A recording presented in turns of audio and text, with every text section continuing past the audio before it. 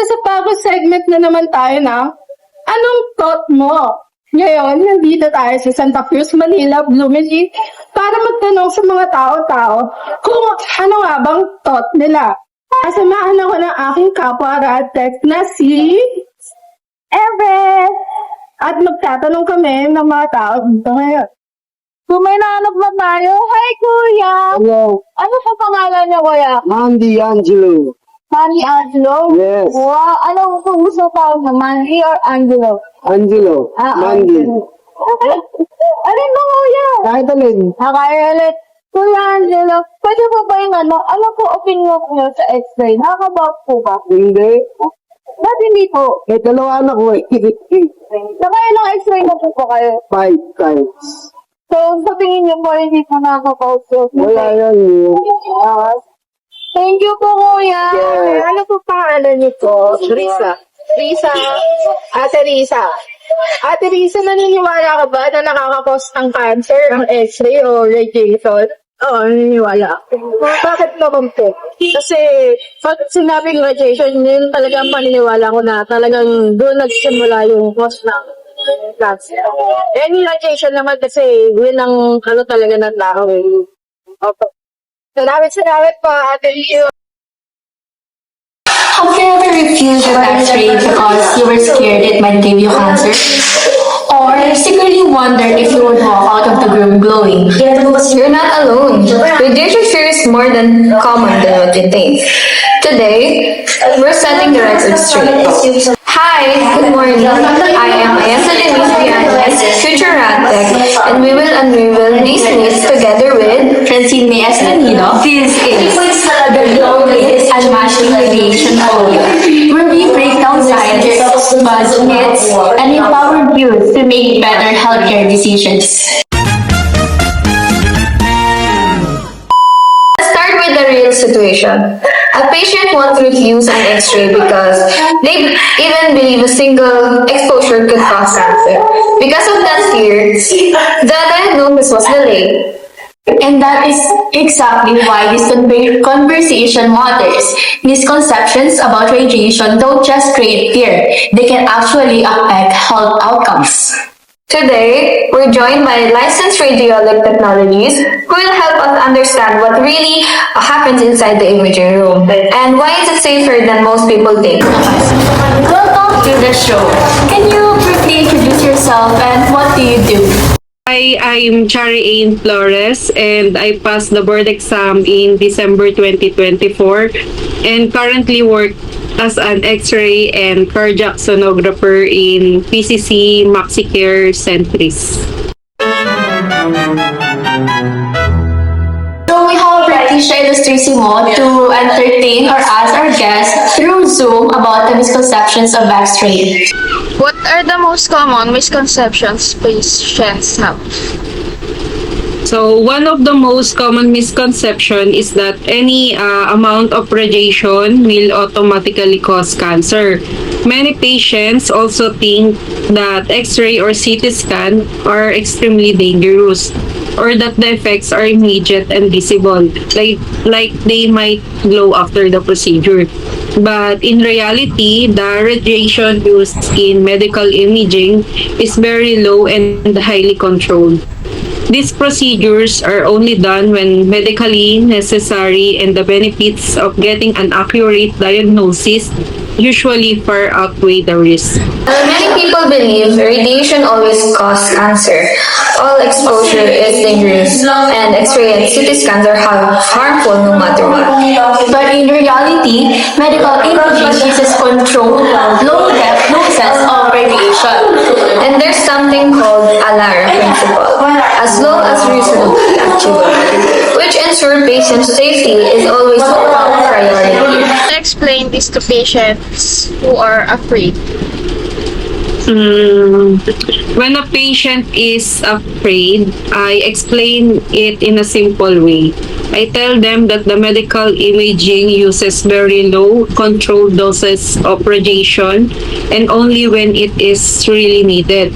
I also mention ALARA principle, meaning we always keep exposure as low as possible for their safety.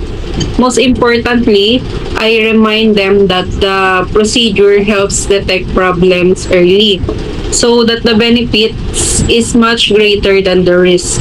And I always encourage them to ask questions so they feel more at ease. Beyond fear, there's another issue: access. In the Philippines, medical imaging can be expensive and difficult to access, especially in rural areas. Public hospitals are more affordable, but patients often wait longer. Private hospitals offer faster service, but at higher cost. And this creates a serious problem: delayed diagnosis. What challenges do you see in terms of patient access and affordability? One of the biggest challenges is the cost of imaging procedures. Many patients delay or skip tests because they simply can't afford them, especially in private hospitals. While in public hospitals, while services are more affordable, the high number of patients often leads to long waiting times. This can lead delay diagnosis and treatment. There's also the issue of access. Patients in provincial areas sometimes have to travel far just to get a scan. All of these factors make it harder for patients to receive timely and proper care. Let's talk about equipment. Is there a difference between public and private hospitals? Yes, there's definitely a difference. In public hospitals, we often work with older equipment and handle a much higher number of patients, which can slow down the process. In public hospitals, the machines are usually more advanced and updated, allowing for faster and more efficient imaging. This difference affects not just the patient experience, but also how we work as technologists, our workflow, and even the kind of technology we get exposed to. Hospitals often deal with high patient volume and other older equipments, while private hospitals usually have more advanced technology. And that affects both patient experience and the workload of technologies. Shift to something futuristic: AI and radiology. AI can now assist in analyzing images, detecting abnormalities faster, and improving accuracy. Do you see AI as a threat or an advantage? I see AI more as an advantage than a threat. It helps improve accuracy and speed up the process of detecting abnormalities, which support both technologies and radiologists. But it doesn't replace our role. We still handle patient care, proper positioning, and ensuring image quality. So instead of replacing us, AI work as a tool that help us do our job better. Seems like instead of replacing professionals, AI is becoming a tool that supports them. Let's summarize what we've learned today. Medical imaging is generally safe when properly used. And the alarm principle exists to protect patients. Third, radiologic technologies are not just machine operators, they are patient advocates. Fear of radiation should never delay necessary diagnosis. And lastly, access and cost remain real challenges in the Philippines. And most importantly, understanding leads to better decisions. We have talked about the machines and the cost, but let's talk about the person behind the lead apron. Many people think a rad tech just pushes a button and walks away. But it's so much more than that. It's about patient positioning, psychological comfort, and precise precise calculations. What is one thing you wish every patient knew about your role during their procedure? I wish patients knew that we are their biggest advocates in that room. When we ask you to stay still or hold your breath, it's not to be difficult. It's to ensure we get the perfect image the first time so you don't need repeat exposure. We are constantly balancing the technical requirements of the machine with the physical comfort of the person. We aren't just looking at your bones or organs, we are looking out for your safety. Before we wrap up, we want to give our listeners something tangible. If you're scheduled for an X-ray, CT, or MRI, how can you go in feeling confident rather than anxious? We've put together a quick radiology empowerment checklist for your next visit. So first, disclose everything. Tell us if there's any chance you're pregnant or if you have any implants or allergies. Second, ask about the whys.